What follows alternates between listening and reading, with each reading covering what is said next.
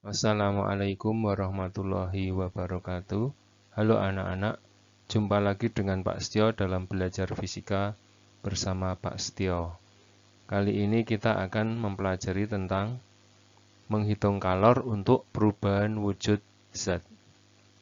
Kita mulai dari wujud zat atau fase zat. Kita mengenal wujud zat itu ada 3 macam, yaitu padat, cair, dan gas. Perubahan wujud zat, melebur itu padat berubah menjadi cair, menguap itu berarti cair menjadi gas, mengembun berarti gas berubah menjadi cair, membeku berarti cair menjadi padat, dan menyublim dari padat berubah menjadi gas. Kemudian proses perubahan wujud zat yang memerlukan kalor, atau dalam hal ini zat itu menyerap kalor, yaitu padat berubah menjadi cair atau melebur, cair berubah menjadi gas atau mendidih atau menguap, kemudian padat berubah menjadi gas atau menyublim. Kemudian proses perubahan wujud zat yang melepaskan kalor. Dalam hal ini zat melepaskan kalor, atau dalam hal ini proses itu berlangsung dengan cara pendinginan,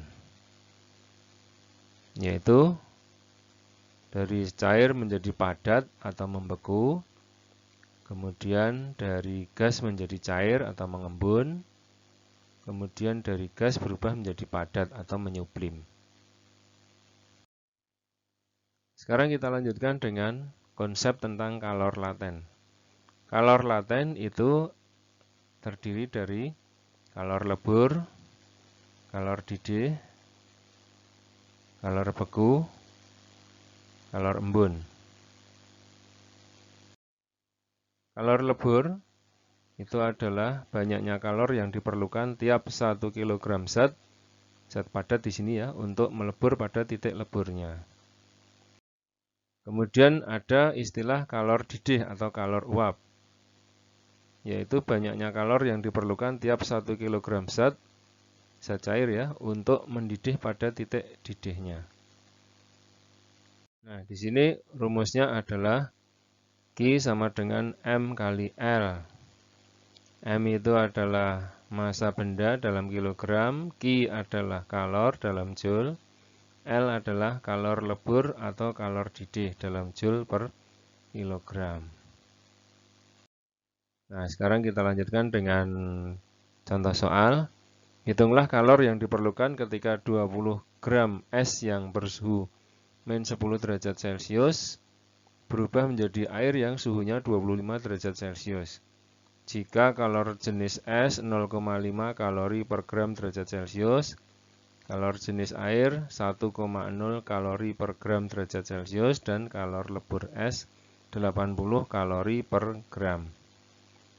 Nah, di sini jawabnya adalah karena titik lebur es adalah 0 derajat Celcius, maka suhu es itu naik terlebih dahulu dari -10 derajat Celcius menjadi 0 derajat Celcius. Nah, ketika proses suhunya naik itu memerlukan kalor atau menyerap kalor, Q1 M kali C kali delta T. Kemudian kita masukkan masanya tadi 20. C-nya, C di sini adalah CS, karena ini adalah proses yang terjadi pada es. Jadi C kalor jenis dari es 0,5 kalori per gram derajat Celcius. Kemudian kenaikan suhunya delta T itu adalah dari -10 menjadi 0, itu berarti kenaikannya 10. Ya, jadi berarti 20 kali 0,5 kali 10. Hasilnya adalah 100 kalori. Kemudian setelah suhunya mencapai 0 derajat Celcius, es akan melebur. Nah, dia akan menyerap kalor, Q2 sama dengan M kali L. Ya kan, ketika melebur itu tidak terjadi perubahan suhu, jadi yang terjadi perubahan wujud. Jadi perubahan suhunya itu berhenti dulu. grafiknya itu mendatar. Jadi di sini Q2 sama dengan M kali L. Ini adalah kalor yang diperlukan untuk melebur. M-nya adalah 20 gram. L-nya kalor lebur S adalah 80. Berarti 20 kali 80 sama dengan 1600 kalori. Setelah es mencair semua menjadi air, maka suhunya akan naik dari 0 derajat Celcius menjadi 25 derajat Celcius. Jadi perubahan suhu itu terjadi ketika fasenya sudah sama, sudah menjadi air semua. Kalau masih ada es yang tertinggal, maka suhunya tidak akan naik. Nah, berarti di sini kalor yang diserap adalah kita menggunakan rumus kalor untuk kenaikan suhu, yaitu Q3 sama dengan MC delta T.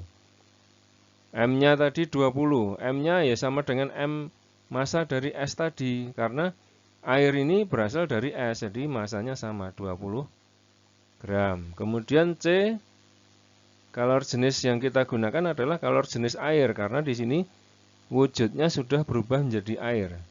Jadi 20 kali C, C-nya 1 kali kenaikan suhu dari 0 derajat Celcius menjadi 25 derajat Celcius, berarti 25 kenaikannya adalah 25. Jadi 20 kali 1 kali 25 sama dengan 500 kalori.